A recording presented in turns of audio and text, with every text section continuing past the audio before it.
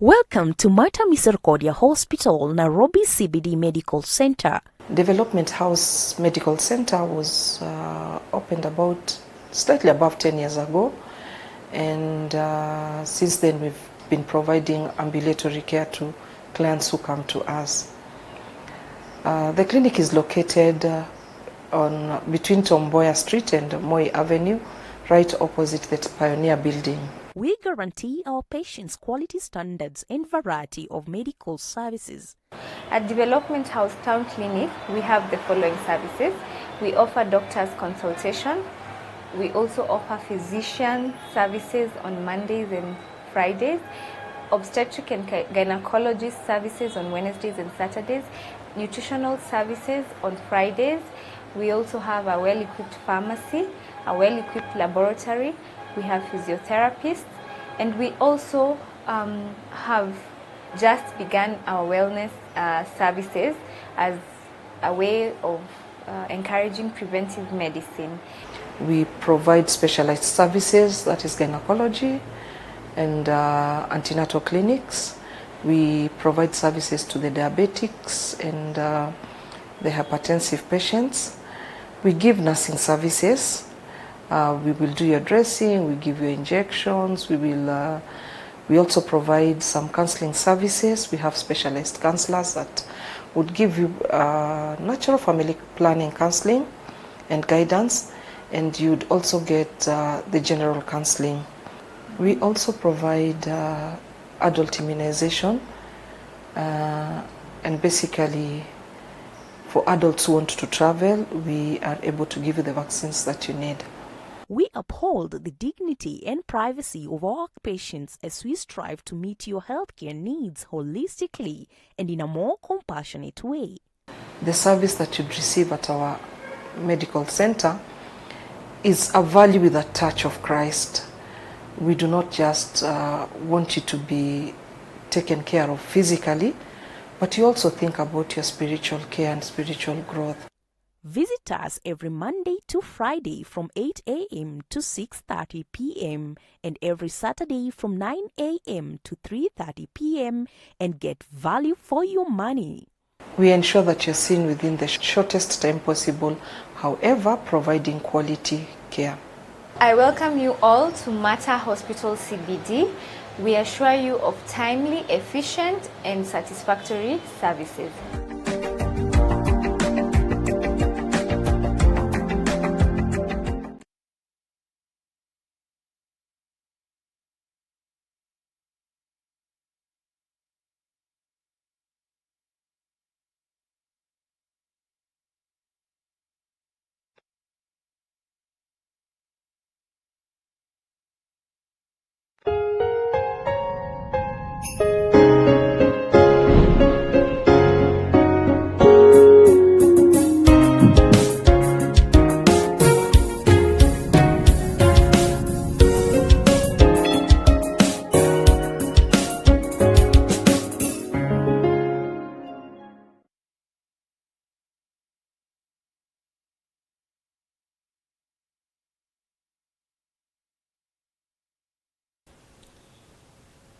Everyone, good morning and welcome to this Mater Misericordiae Hospital Health Show. Remember, it is brought to you by Capuchin TV in partnership with Mater Hospital, and we are set here as it is our tradition. Every Friday, we bring it to you different medical conditions. We try to demystify these medical conditions to be able to equip you with the information that you need in order to live a health lifestyle. And today, we are looking into this health condition, or rather disease. The prevalence rates reports vary widely depending on the region and of course the population. So we are going to get to know how common is it, the different types of severity levels, and we also try to understand the signs and symptoms and all other diseases that could mimic its signs and symptoms, as well as other details that are pertinent to this discussion. So my name is Sasha Elizabeth. Welcome. But first things first, let's introduce our guest. Welcome, Dr. Siobata. Thank you. Please tell our viewer who you are and what you deal with at Mater Hospital. So my name is Dr. Silvata, or you can call me Soe. I'm a doctor at Mata Hospital. If you come to outpatient, you'll find me there. Outpatient? Yes. All right. Okay, the beautiful lady is set to take us through this conversation, and of course you can be part of the discussion as usual. We value your feedback, your questions and comments. Direct them to 0717-424-866. Our SMS line remains 21760, and don't forget to drop your feedback on our social media platforms. We are live on YouTube, Facebook. You can also get the link on Twitter. The hashtag to use is mental health discourse, hashtag Capuchin TV, hashtag Asasha Elizabeth. So let's start with the ABCs, the very basics of it before we delve into the details. What exactly is this medical condition called gout? Yes, so we'll be discussing gout today, and basically gout is a disease of the joints. So what happens is it causes a lot of pain, and due to inflammation. Inflammation is redness, swelling, and pain of the joint. So this disease is due to high uric acid levels in the blood, which can be caused by various reasons that we will discuss about. All right, thank you. Now, what is the link between gout and arthritis? Are they one and the same thing, or how different are they? So in short, arthritis is a bigger umbrella. Basically, anything. There are so many causes of arthritis, and gout is one of them. There are other causes of arthritis that are due to other factors such as autoimmune conditions, infections, and so many other diseases. Also, basically, gout can lead to arthritis. Yes. It could lead to arthritis. Yes. All right. Yes. Okay, so now could you please provide us with a little bit of statistics? How prevalent is this disease? What age group is more at risk of contracting the disease?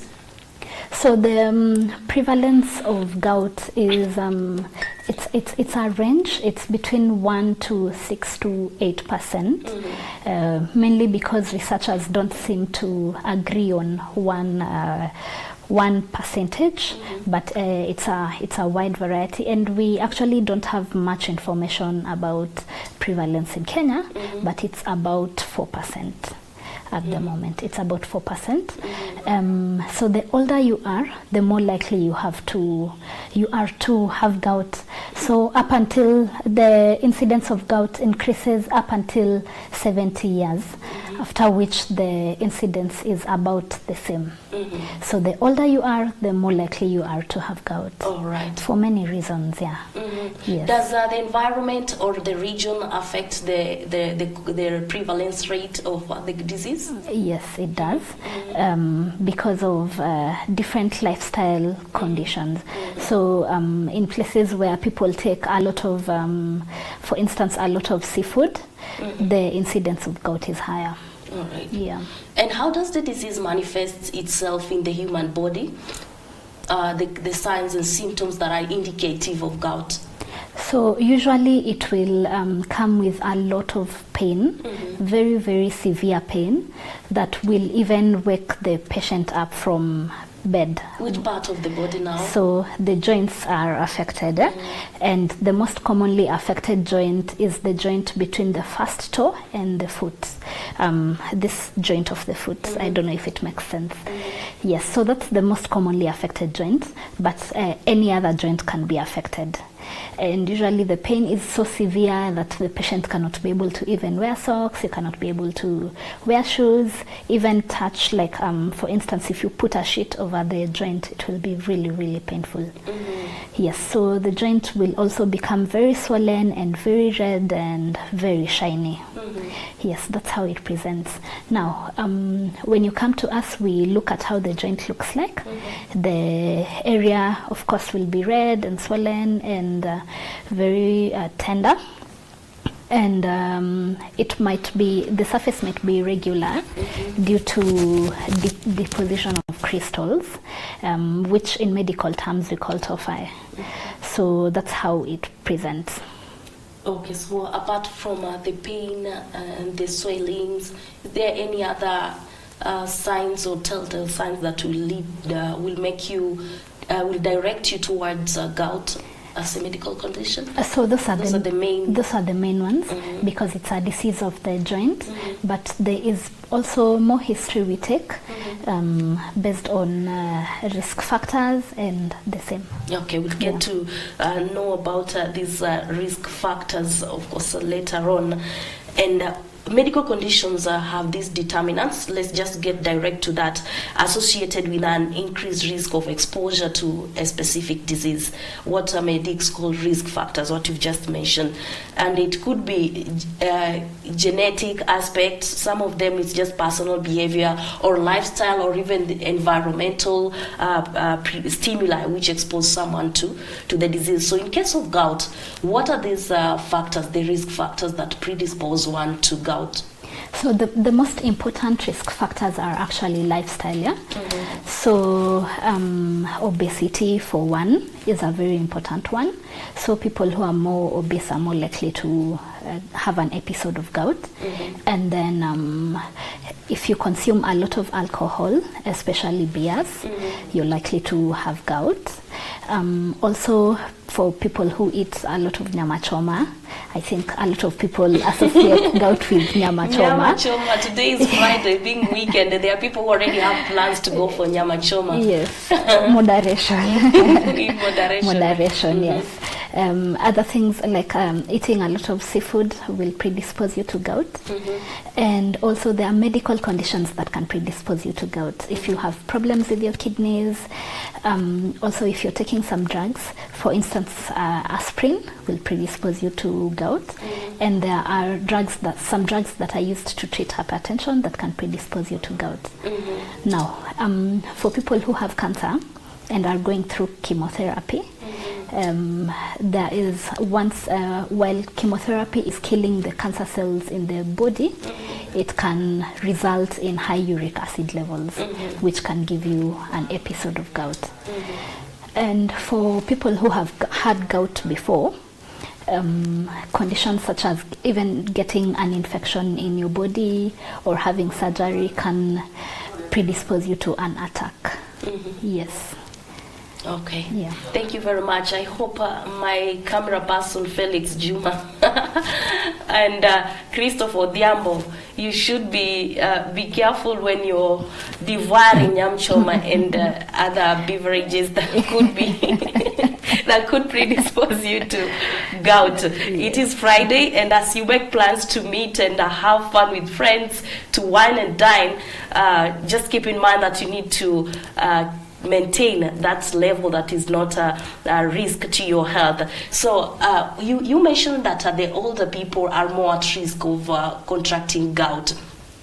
Does this disease manifest itself differently among young people as opposed to the elderly? Not really.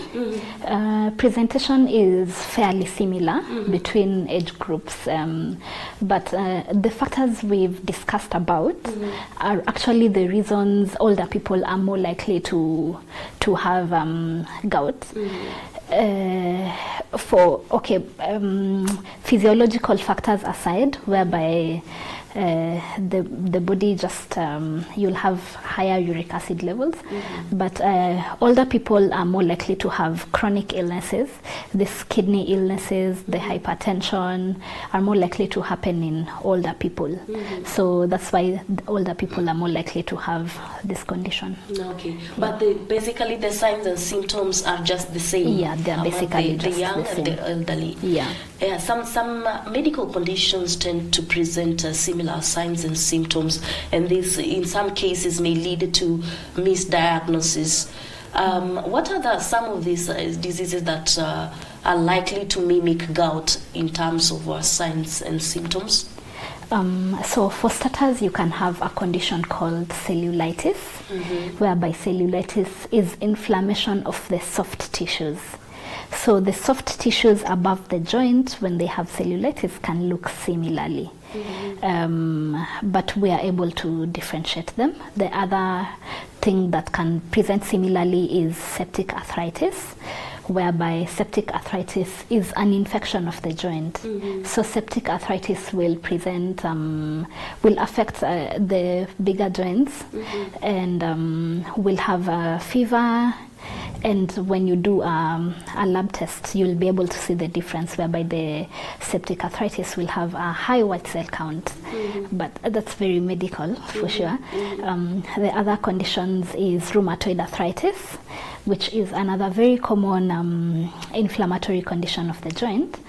And rheumatoid arthritis, the signs and symptoms are a bit different, because I've told you the most likely presentation of gout. Rheumatoid arthritis presents a bit differently. The other condition is psoriatic arthritis, which is common in people who have psoriasis. Yes. Okay, so now in terms of diagnosis at the hospitals, what kind of steps do you take to minimize misdiagnosis?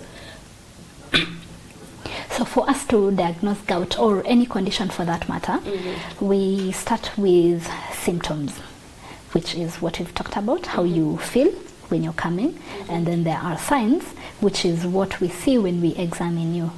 So those ones, first of all, rule out a lot of conditions, and then now we investigate after that. So for investigations, we do a complete blood count, and we look at different parameters to check if the condition is infectious or not. We also do a uric acid level. Uric acid will be elevated in someone who has gout, although you can have high uric acid levels and not have the symptoms. But basically uric acid level is elevated. And then we also look at kidney function. As we've discussed, the kidneys can result in gout if you have a problem with the kidneys, and as well the opposite. If you have gout, uric acid level is not very friendly to the kidneys. So both ways can occur. Yes, and then we can also do an X-ray of the joint, and then we can see signs of arthritis, and the tophi that I mentioned earlier can actually be visualized on an X-ray.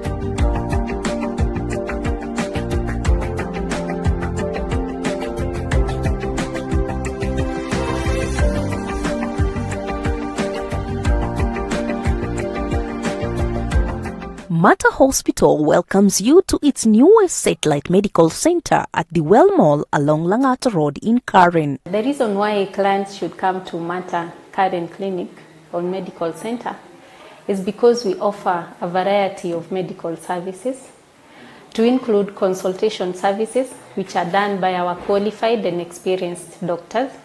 We manifest the Spirit of Christ in the provision of healthcare to all our patients as we adhere to the values of the Religious Sisters of Mercy. We provide basically primary healthcare services.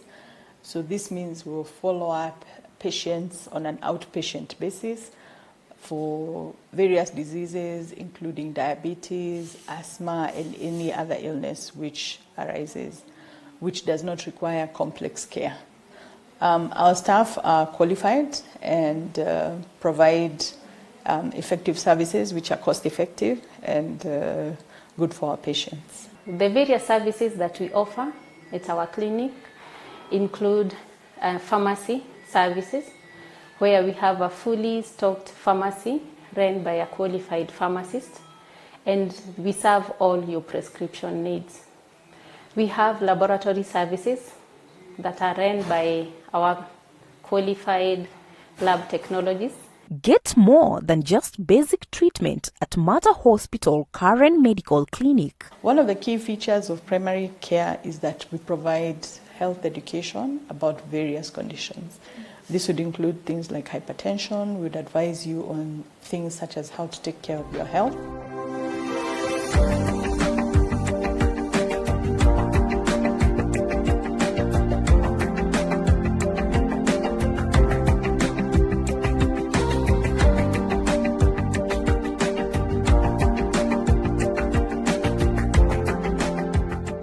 We serve our clients within a very short time.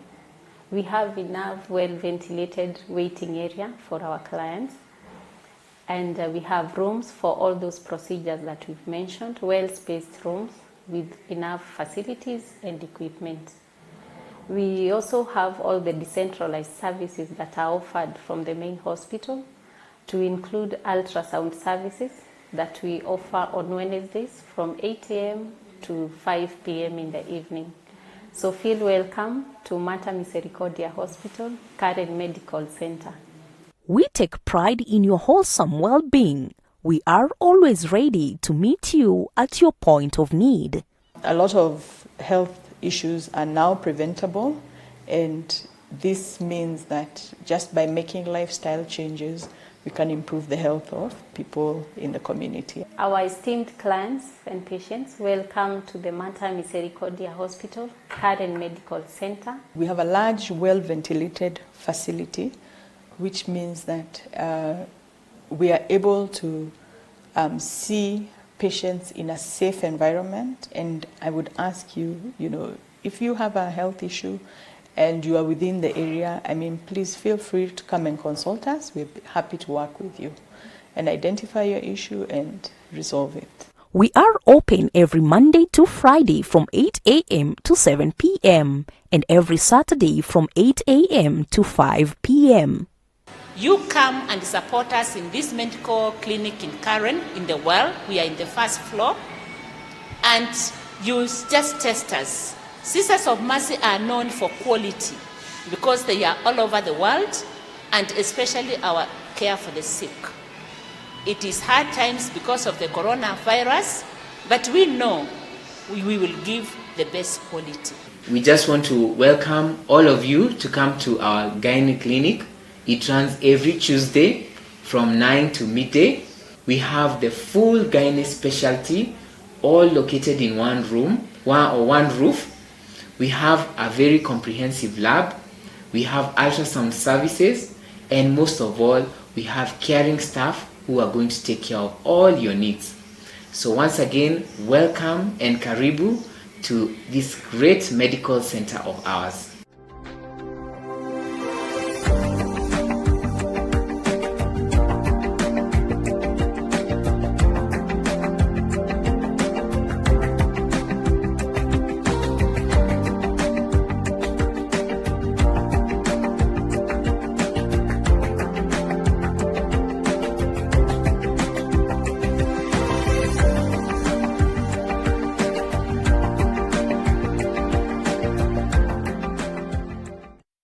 Capuchin TV, your Catholic identity.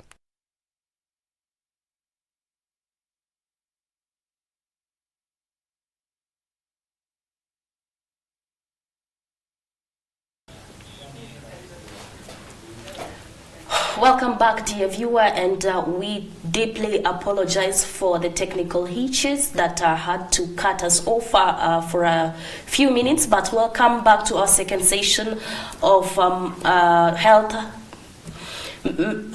discourse here at Capuchin TV. We are coming to you live from our headquarters in Karen, and we are discussing the topic gout. And in our first session, just before we went for that break, we were trying to understand what gout is and the signs and symptoms, the prevalence ratio or rate, and the risk factors that expose you to gout. And before we proceed, we are back again, and I would like just to read some feedback from some of our viewers. Charles Luanka says he is watching from Nyamira County. Well, stunning.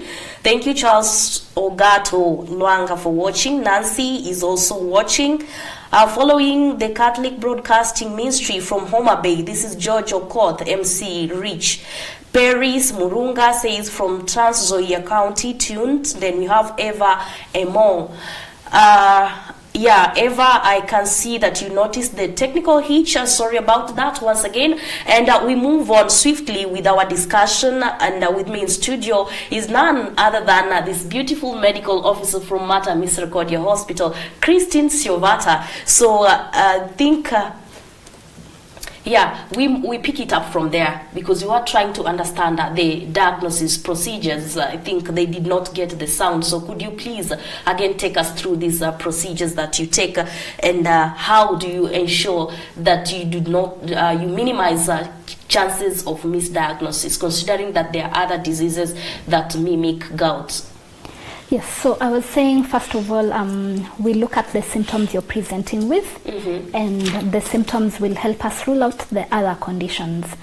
For instance, for rheumatoid arthritis, they will present with pain worse in the morning and affecting different joints.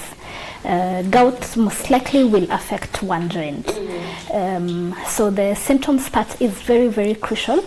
The history we take is very important. And then now moving on to the examination also helps us rule out other conditions. And then now we do investigations.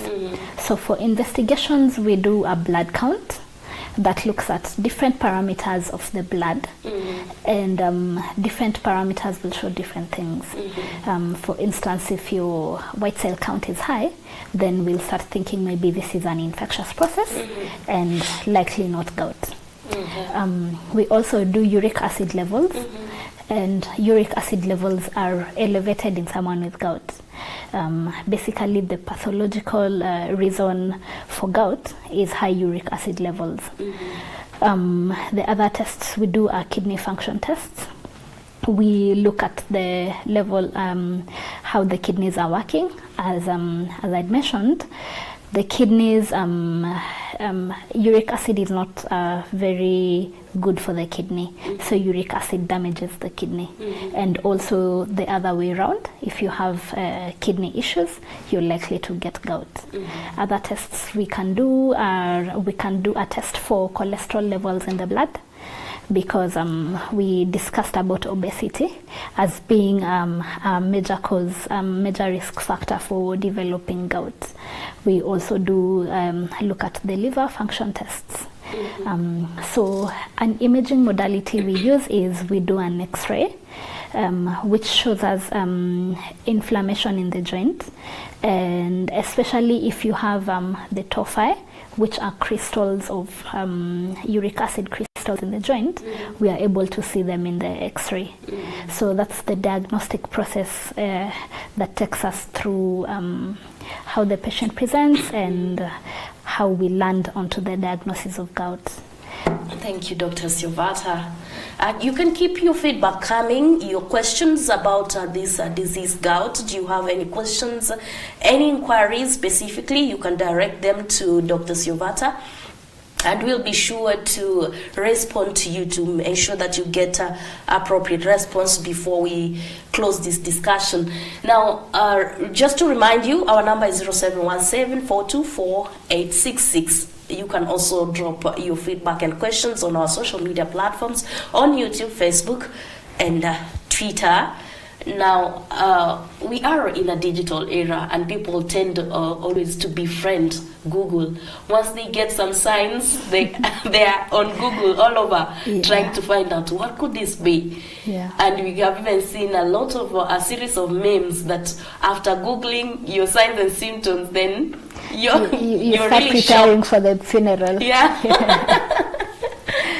And it could be something totally different. Would you recommend self-diagnosis? Absolutely not. Absolutely not. Because as we've discussed, there are different conditions that might present similarly. So you need an experienced eye and an experienced doctor to be able to differentiate one condition from the other. Because if you Google that pain, could tell you it's cancer, and it's probably not. Yes, so very discouraged. Symptoms can be similar for different conditions. Yes, and also examination, seeing the doctor personally is very important, because then they're able to look and see and also investigate further. Yes. So recent research has revealed that there's an increase in the consumption of OTCs without even having gone through the tests or diagnosis to discern what exactly is ailing you. What do you have to say? What's your take about people just going to treat symptoms? They go to chemistries and explain their symptoms, and they get their prescriptions. That's a big problem, because especially most drugs that people are abusing are antibiotics. So once you get a diagnosis from a doctor, they're able to give you appropriate treatment. For instance, if you take antibiotics for gout, there's nothing that is that antibiotics are going to help you with. And we are having this problem of antibiotic resistance, which is very rampant in Africa. So I would absolutely discourage that, because even for the same condition, different levels are treated differently. Yes. Okay, so I think you've heard that loud and clear. You should desist from the over-the-counter drugs or prescriptions. You need first to go get tested, rule out all other possibilities, and if you get the prescription from a specialist, then you can head over to the chemistry and get the necessary drugs or antidotes to you. Yes, so I wanted to add that some medication you might take might mask the symptoms and then further delay your diagnosis. Yes. See, that's so you stand you are even worsening it. So when you get there, they might not be able to detect the disease that is ailing you. All right, so as we move on, in every condition, there is this probing question. Can this disease be treated fully? What are the available treatment modalities for gout? So gout can be treated. That's the beauty of it. And so first of all, the initial process is management of lifestyle modification. We've discussed about weight. So weight loss is a very important part of treating gout. Exercise and as well as diet. We've talked about alcohol, especially beers. So avoiding alcohol, avoiding seafood, avoiding nyama choma, because this can trigger the attacks. So that's the main ones. And then now when you go to the hospital now, some drugs can be swapped for others. For instance, if you're being treated for hypertension with a drug that can predispose you to gout and you get an attack, the drug can be swapped to another drug that doesn't have the same effects. Yeah, so now when you come to the hospital, the most important first step is treatment of pain, because the pain is really, really severe. We cannot underestimate the severity of pain that gout causes. Now, if you've had only one episode of gout, it's not very necessary to give drugs that lower the uric acid level. But if you've had more than one attack, especially in more than one attack in a year, then it's necessary to treat. There are various drugs that can be used to treat, to reduce the uric acid levels, but most common in Kenya, we use allopurinol, a drug that is called allopurinol, and another one that is called febuxostat. Those are the most common in our setup. Yes. Thank you very much. And how long does it take for gout to heal? And is it dependent on the stages or severity levels of the disease? Yes. So gout, especially the first attacks, can actually resolve without treatment. They take about 2 weeks to resolve without any treatment whatsoever. So with treatment, it will take about 5 to 7 days for the attack to resolve. However, you may need to continue the medication for a while. For some people, they may even have to continue the medication indefinitely. So really, it depends on how many attacks you've had. Also, it could be a lifelong or a lifetime treatment. Yes. Okay. Yes. All right. So now, what are the chances of a relapse after resolving the issue? Or if you have been treated fully and declared free from gout, are there chances of a relapse? Yes, there are chances of a relapse, especially if you continue with the same poor lifestyle choices. If you continue drinking a lot of beers, if you continue eating a lot of nyama choma, if the risk factors are still there, then there's definitely a risk of relapse. And also if you go through traumatic situations, such as if you go through an accident, if you go through surgery, if you have an infection, there's always a chance that you can have another attack. Okay. Yes. And what advice would you give someone who has already has recovered completely from gout? What kind of advice would you give them? As can you tie that with the precautionary measures that you would recommend to keep the disease at bay? Yes, so the measures basically would be to maintain a healthy lifestyle, exercise, weight loss, avoid drinking beers, avoid the things that cause gout, avoid seafood, avoid nyama choma, basically just lifestyle changes around the risk factors that increase the probability of having gout. Yeah. If you have a history of gout, is it possible to, could it be genetic? Could it be manifested or happen to your child or your great-grandchild? Unlikely, yes, because the main risk factors are lifestyle and the conditions that predispose you to gout. Yes, we don't really consider gout a genetic condition. All right. Okay. Yeah. Thank you very much, dear viewer. We'd like to close this discussion, but as usual, before we do that, we give our guests some time to give us their parting shot, and you know what to do in as far as preventing yourself and staying healthy and safe from gout is concerned.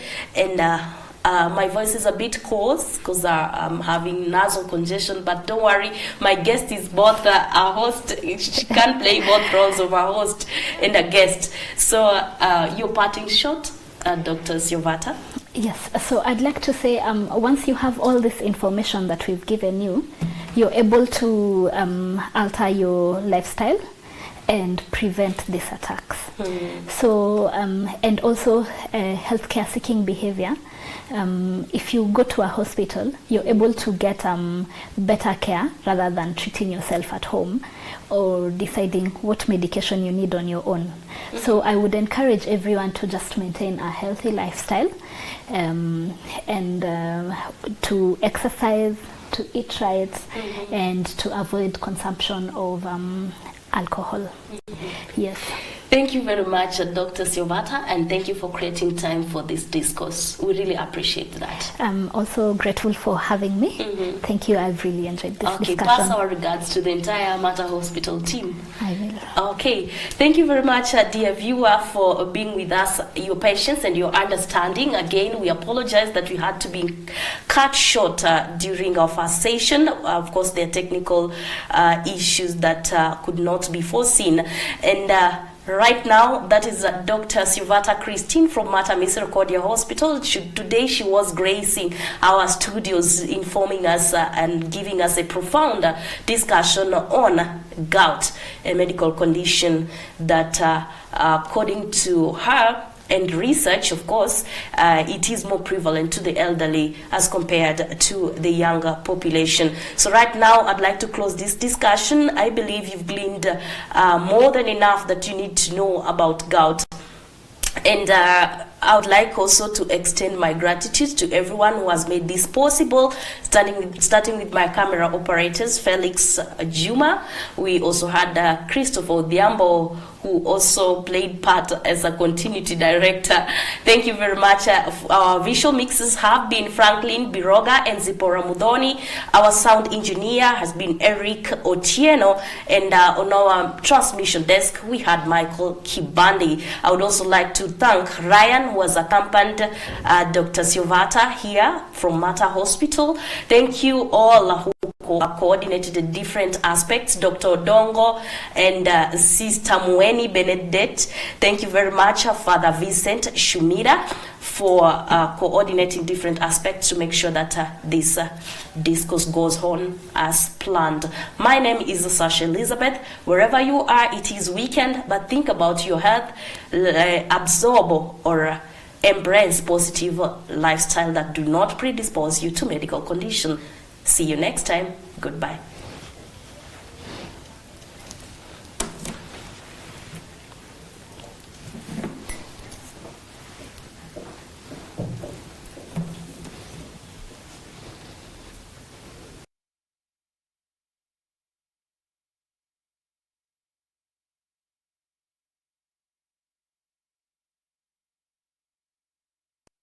Capuchin TV, your Catholic identity. Catherine Macaulay Nursing School is a leading institution in Kenya offering competitive training in nursing education, innovation, research and professionalism. We are a nursing school that was started way back in 1972, chartered as a midwifery school. The school is run by a highly qualified faculty. All the departments, for example, you look at midwifery, it's headed by someone with a PhD in midwifery. Critical care is headed by a highly specialized person with a master's in critical care. Nephrology, the same. Our clinical instructors for these programs are also specialized in their various fields. The school is licensed and accredited by the Nursing Council of Kenya to offer holistic training in various nursing programs. We have general nursing, that is the Kenya registered nurse. We have higher diplomas in Kenya registered midwifery, Kenya registered critical care nurses, Kenya registered nephrology nurse, and also we have theater nursing, which is called Kenya registered perioperative nursing. We do admit our students from all over the country, especially for the basic diploma, that is the Kenya registered nurse program. And for higher diplomas, we admit, again, we have a Pan-African presence. We have students from Congo, from Rwanda, from Uganda, and from other countries. But basically, most of our students are Kenyan, those ones who have graduated from our Kenyan institutions. Enjoy your learning in a friendly environment with adequate training facilities, including a fully fledged skills laboratory, library, lecture halls, and accommodation amenities. We have good facilities for our training. We have a very well equipped skills laboratory. This is for all the programs, both the basic diploma, the Kenya registered nursing, the midwifery, the critical care. Nursing is a noble profession because we work with our clients at different stages of their lives, right from birth up to end of life. When a baby is born, a nurse is present. When a baby is brought to receive vaccines, a nurse is present. When you fall ill, the nurse is by your side. And even at the end of life, a nurse is present. So we are there to give our services throughout each stages of human life. For more information, call us on 0732 163 164 or 0719 073 164 or visit our website at www.matakenya.com.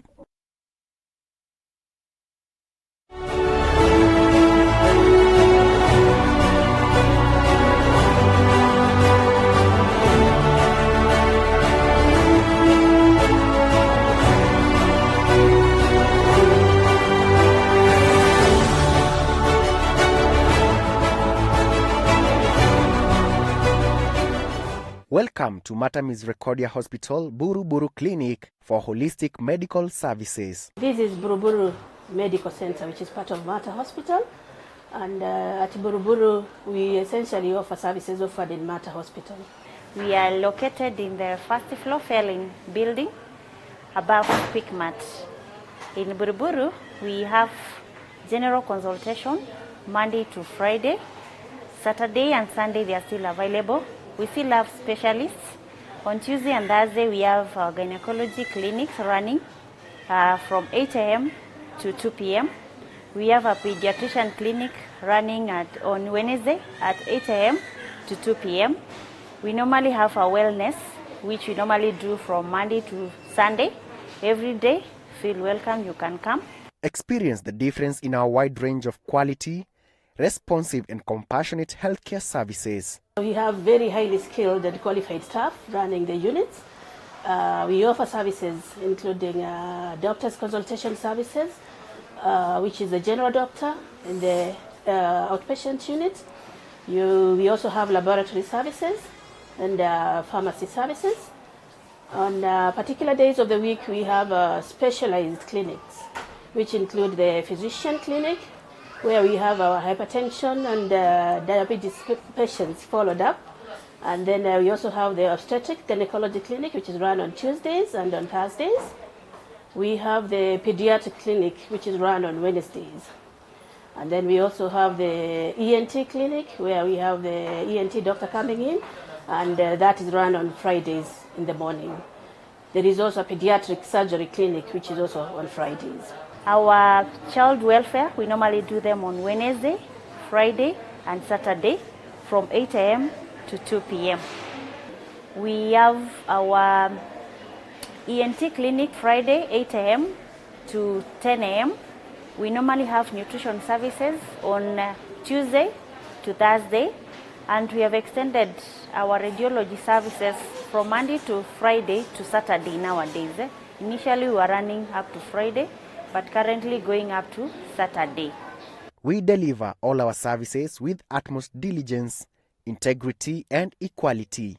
We see everyone at the Buru Buru branch. We do not discriminate against anyone. either on race, on religious grounds, or disabled people, you are all welcome to receive services at our branch. Be assured of privacy. We normally keep to our ethics. We are so compassionate to our clients. Integrity is all over.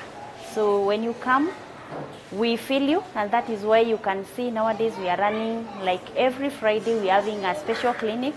Currently we are running the breast clinic. Next month we are coming up with clear colon screening. So don't forget we are Christ-centered. When you come, and we don't segregate because you are a Christian or a Muslim or Hindu. We treat every client as equal as any other.